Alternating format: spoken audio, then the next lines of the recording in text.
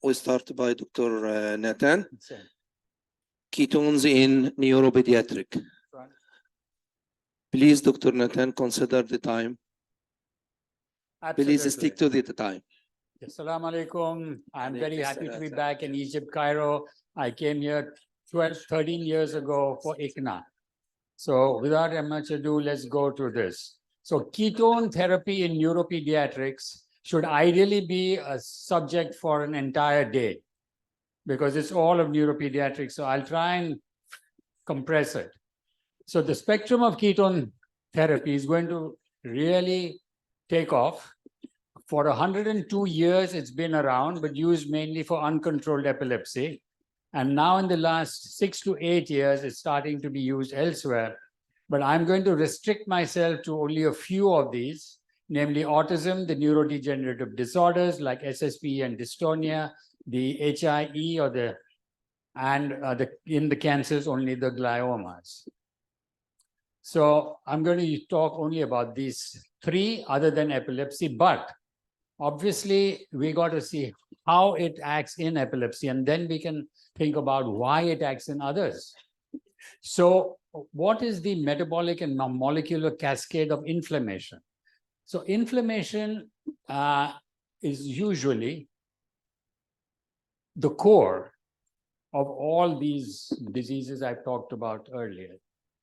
So they're really due to various factors, exogenous, endogenous, which then affect, there are damage and pathogen-associated molecular patterns, the DAMPs and the PAMPs, which I think a little bit has been alluded to earlier. They work on the toll-like receptors. They work on NFKB, on the inflammasome NLRP3, and then the caspase. And then because of all this inflammation, there is signaling cascades. They contribute to neuronal injury, neuronal inflammation, and cell death. And the ketones, as you can see, are already working on 4 of these. Now that's something amazing. So what is inflammation and what are these exogenous and endogenous factors? Oxidative stress, which is not managed, energy deficit of glucose, that is glucose hypermetabolism, damage to your DNA, mitochondria, and the telomeres, a reduced immune response, neurovascular unit dysfunction, which also was alluded to earlier about the blood-brain barrier. Insulin resistance is a major factor, and then the hormonal imbalance.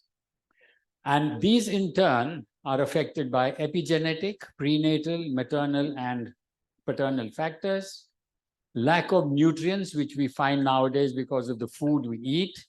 There is no nutrition actually in the food. Obesity, sedentary life, and lack of exercise, that is, our lifestyle has changed. Our diet has changed, and sugar is a major factor. Social isolation has increased, especially in the West. A lot of it even now in the metropolitan areas. You'll find nuclear families living alone without the grandparents. Psychological stress, a lot of it in most of us, and the hire and fire that's come up in the industries. Cultural stress, reduced microbial exposure, especially in the West, where you have very high levels of hygiene. Gut dysbiosis, which is very rampant, and metal toxins which have got into our system, into the water, into the air, into the soil, and then into our food. So all of these cause neurodegeneration through NLRP3 inflammasome activation, which raises your pro-inflammatory cytokines, which in turn will cause various things like autophagy dysregulation, increased ROS, protein aggregation, mitochondrial dysfunction, UPR dysregulation. And this was actually the outcome which was very nicely put forward in 2021 for the neurodegenerative disorders of adults. I have now adapted that, and I'm going to show you why. It also has a great role in epilepsy, in neurodegenerative disorders like SSP and secondary dystonia, in autism, and in hypoxic ischemic encephalopathy. So let's take epilepsy as one of them, because from that you understand the rest. The epilepsy therapy today is the iceberg. The traditional drug targets are only targeting the top of the tip of the iceberg. The ion channels and the protein kinases. They're now looking at the GPCRs, but nothing has come out of it. While the metabolic therapies, they actually target the cause. That is the primordial metabolites, the biochemistry abnormalities, the bioenergetics and metabolism, the DNA and the epigenetics. So now you're finding that the metabolic therapies are really the ones which could play a great role in all of these. So there is an initial insult, which could be external like traumatic brain injury, febrile seizures, etc., or endogenous like neurodegeneration, neurogenesis, gliosis, the BBB dysfunction. I won't go through all of that. But that initial insult has a latency period during which you could prevent epilepsy disease modification. Because during that latency period, you have epilepsy disease modification, and that can only be targeted by metabolic therapies. Following that, if you're not able to overcome that, then you get chronic epilepsy.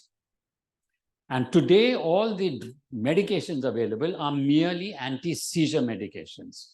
They only suppress seizures. They have no effect on disease modification, except for the metabolic therapies. And glucose hypermetabolism could be a unifying target for anti-epileptogenesis, because they would increase ROS, reactive oxygen species, and then there is the endless cycle between all of these. So I'm just going to show you here. There is the inflammation on the PET scan and also the hypermetabolism. Once again, you're seeing the hypermetabolism. So there is glucose hypermetabolism in the epileptic focus. And that has a role in epilepsy. We don't know the exact mechanism, but it's probably due to that, there is increased glutamate, abnormal mitochondrial function, and ketones will act not only as an alternate fuel, but by many other. So how are the metabolic therapies different from your anti-seizure medications? The basis is that they restore the impaired biogenetics and mitochondrial dysfunction, no effect from anti-seizure medication, improve redox regulation, regulate both excitatory and inhibitory neurotransmission. They have a very good effect on signaling pathways, especially the mTOR, which was just alluded to a little bit earlier, the direct and indirect anti-inflammatory action, and the epigenetic effects on the DNA and the histones or the HDACs. This has been recently written by Jean Gros on the metabolic basis of epilepsy. And this is one of the works that he had done, but this was difficult. So I'm trying to make it a little simpler. There are the direct effects of ketones in epilepsy on excitation, inhibition, sodium-potassium channels, and the potassium ATP channels and GABA B. So this is nothing new, but look at this. The indirect targets of ketones is, immense. HDAC inhibitor, mitochondrial biogenesis, blocking of FAFAR3, anti-inflammatory, antioxidant on the gut microbiome, anaplerosis, epigenetic modifications on the BDNF, on adenosine and AMPA, and increasing the SIRT1s. And as you all know, SIRT1 is the repairer of DNA damage. So the gut, of course, now we all know it has a great role in epilepsy. It has a great role in the neurodegenerative disorders. And in fact, Parkinson's is supposed to begin in the gut. So the ketone mechanisms are manifold. They work on neurotransmission, neuroprotection, neuroinflammation, on the genomic effect, on metabolism regulation, and mitochondrial regulation. So let's look at a few of the neurodevelopmental disorders, and why ketones has a role in so many different disorders. So we all know what autism is. I won't go through that. We know that the microbiome has a great role on that. We know that there's dysbiosis and certain microbes are more, certain microbes are less. We also know that the ketogenic diet can remodel those gut bacteria. We spoke about it yesterday a little bit in our workshop. And why is ketones so useful in autism? Because it is a more potent and efficient fuel than glucose, because it will activate your BDNF, which is very important for brain cell maintenance, repair, and protection. So how do they work? They calm your microglia, which is overacting. They relieve oxidative stress. There's a lot of increased ROS. They ease your chronic inflammation, and they stimulate the growth of healthy new brain cells. They have an effect on beta oxidation, on PDH, mitochondrial biogenesis, on the electron transport chain complex deficit, on the energy sensing pathways, especially mTOR, PI3K, and AKT. It's an antioxidant and neuroprotective, and it has an effect on GABAergic and the cholinergic system disturbances. So ketone really is a manifold therapy. And this is a child, a boy, who had poor grasping skills, repetitive behavior, slurred speech, diminished socialization, hyperactivity, aggressiveness. After management with ketones, he's begun to learn new things. Repetitive talk is reduced. Speech is improved. He can memorize spellings and poems. Hyperactivity, aggressiveness is reduced. And you can see how he's smiling. He used to fight with us all the time. Let's look at just two of the neurodegenerative disorders in childhood, because we obviously can't go through all of them. These are two patients whom I have treated and reported, one of them. So SSPE and secondary dystonia. So how do they act? Again, the NDDs have all these abnormalities, and the KD in NDDs obviously work on all those which I had talked about earlier, so I won't go through it. We're going to talk about secondary dystonia first, a movement disorder, repetitive movements affecting the basal ganglia. So what are the factors that contribute to the secondary dystonia, and therefore, how do ketones work? There's glucose hypermetabolism, there is GABAergic neurotransmission dysfunction, dopamine dysfunction, inflammation, oxidative injury, and mitochondrial impairment. And this is a child who had jaw-opening dystonia. You can see that, slurred speech, jaw opening, wheelchair bound. She cannot swallow. You now see how she chews. She cannot chew with her jaw. She has to mechanically push the jaw up and down. That's the only way. So ultimately, we put her on a peg. On ketones, you can see how she's improved. She's using her hands. She's chewing very well. The jaw opening is improved. SSPE, I don't know how much you see in Egypt. Luckily, in India, it's reducing because of the measles vaccination. But in Pakistan and Afghanistan, it is rampant. It's progressive, inflammatory, degenerative affliction, usually 7 to 10 years after infection, but it can be earlier. Mortality is universal. It's a neurodegenerative disorder. It's a tauopathy. As you know, tau is also found in Alzheimer's. Tau is also found in some forms of Parkinsonism. It's a protein which is insoluble. So what contributes to SSP? The same things again. Glucose hypermetabolism, impaired autophagy, protein aggregation, inflammation, oxidative injury due to excess ROS, mitochondrial impairment, apoptosis. So this was a case where we had reported it, a substantial remission in SSP following a ketogenic diet, because ketones were able to address the glucose hypermetabolism, the impaired autophagy, the protein aggregation, the inflammation, the oxidative injury, the mitochondrial impairment, and apoptosis. We also used others like the MCT oil. And that's something that we're going to have to think really about. MCT oil has direct inhibition of AMPA, which is separate from ketone action. It also is an HDAC inhibitor, which is very important in any of the genetic abnormalities. We also use what is an NMN, which is a mononucleotide, nicotinamide mononucleotide.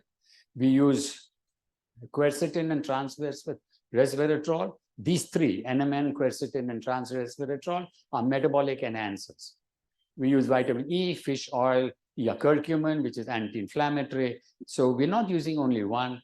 And the ketones, of course, work in many of these conditions. I won't go through all of them, but I've already talked to you about it.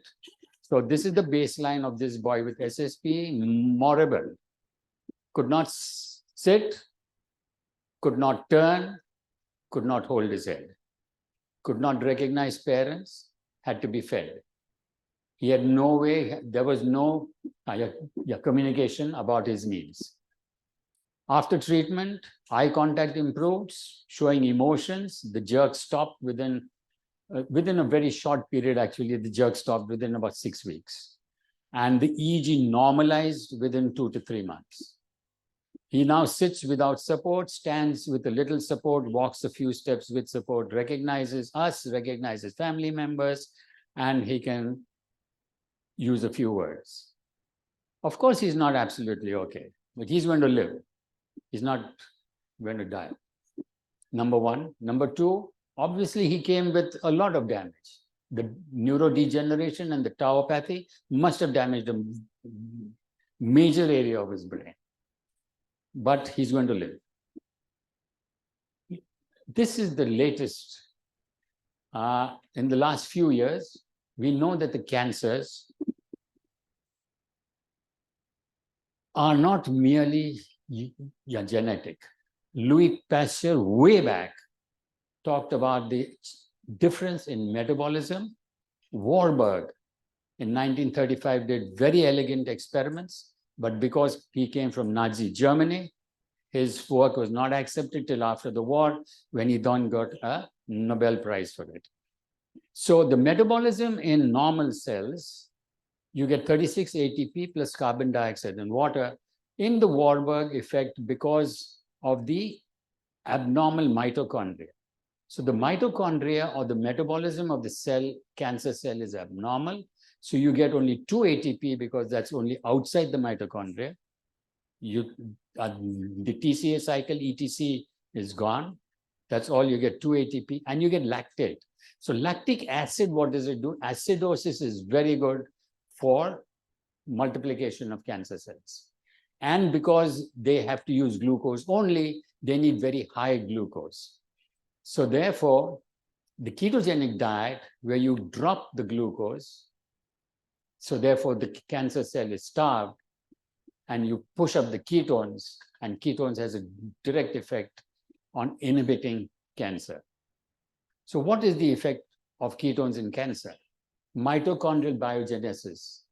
Cancer is equal to abnormal metabolism, is equal to mitochondrial disease. Anti-cachectic effect, because in cancer you hear that. Anti-inflammatory and antioxidant. In all cancers, there's more inflammation, more of oxidants, ROS. The gut microbiome is abnormal in most patients with cancer. Anti-angiogenesis. So that's very important, so that new blood vessels are not formed, so the cancer is not fed. It can even alter the gene and signaling pathways of the tumors. Yeah, I've got 5 minutes. It's pro-apoptosis about the cells, and it increases autophagy. So in our cells, we have 2 main genes, the oncogene, or the accelerator of multiplication, and the tumor suppressor gene, or the brake. And in cancer, the accelerator is excessive and the brake fails. So the ketogenic diet therapy acting on the genes can bring back the balance. So, but the targets are many for cancer control. Cancer is not so simple. And in all of these, you can see that in many of them, ketones does work. So ketones drops glucose, inhibits tuber growth, enhances oxidative stress response. It inhibits mTOR. So this was one of the things all of us have been talking about, mTOR and the PPAR alpha, and that can specifically kill cancer cells. Yes. It also activates SIRT1 and PGC1 alpha protein, which causes metabolic shifts, once again causing apoptosis of cancer cells. It targets angiogenesis, vascularization, so the tumor is starved of blood. I told you about the NLRP3 inflammasome and TNF-alpha, interleukin 1, 6, and 18, and prostaglandin E2. So in all of these, it has an anti-inflammatory effect. It inhibits the HDACs, which is linked to a variety of the malignancies. It enhances the butyrate from short-chain fatty acids, which can only come from our gut. And that is a great role in cancer prevention and treatment. But then, it's not so simple. If we thought that we can conquer cancer just by dropping glucose, we tried it. Dr. Thomas Seyfried from Boston has done tremendous work in this. I've been very fortunate to be now a very good friend of his. And we realized that dropping glucose is not enough because they then shift and start taking protein glutamine. And then if you block the glutamine, which we tried, they then start taking fatty acids. So there was a very good book by McClelland, How to Starve Cancer Without Starving Yourself. We've used a lot of that, and we have some success. It's going to be a long, long journey. But you all know about diffuse intrapontine gliomas, progression-free survival just 1 year, median overall survival 8 to 12 months. So this is a child of DIPG where the baseline glioma was 91 cubic centimeters. And you can see from September 2009 to 2011, it dropped to 33 cubic centimeters. That means a reduction of 63% in the size. At that time, beyond glucose, we didn't know the rest of it. And this is how the looks. I'm sorry. Yeah. I'll have to just play this. I hope it plays. This is 2 years down the line. This girl was still going to school, running around, very happy. You can see her 2 years down the line. She should have been dead by now. But unfortunately, what happens in ketogenic diet, the parents also cheat. The mother and the grandmother cheated us. They didn't come for a follow-up for 6 months in spite of us continuously calling them. Then they come ringing up saying that she can't balance herself and her eyes are all orange. She had already squeezed, the pontine glioma had increased in size because they were giving her rice on the sly when the father goes to work. Can you imagine that? This is another patient of DIPG. You can see her right hand. She couldn't raise it. She couldn't use it. And you can see within a few weeks of using ketones, she's able to do it. No surgery, no radiation therapy or chemotherapy. She goes back to school. And then what happens? The mango season starts. She has mangoes in her garden. She starts eating the mangoes. And within 4 months, she's gone. So it's not that simple. We have to be very, very diligent. The patient has to understand. The last is something which hasn't yet been worked on. But I think that this has a role. Because if you see that the potential therapeutic effects in hypoxic ischemic encephalopathy with ketones is high. So there is a plea to those of you, unfortunately, I don't do acute neurology. I think I've a little bit grown older and I don't do it. So if we can look at that and maybe do a randomized selection, in every patient with HIE, you give some ketones, and in the others don't give ketones and see what happens. And I'm sure there will be an effect. We have started the Asian Institute for Ketogenic Therapy, where we have our website. This is set up in 2015. We have a 1-month training course for doctors and dietitians. If you go on our website, ketogenicdietindia.org, you'll find all the information and you can come there. My eternal thanks to Dr. John Freeman, the pediatric neurologist who kept ketogenic diet alive, and his dietitian, Millicent Kelly. Shukran and thank you.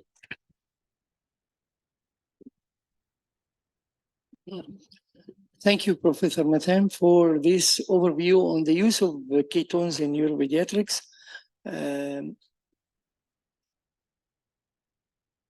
We can have.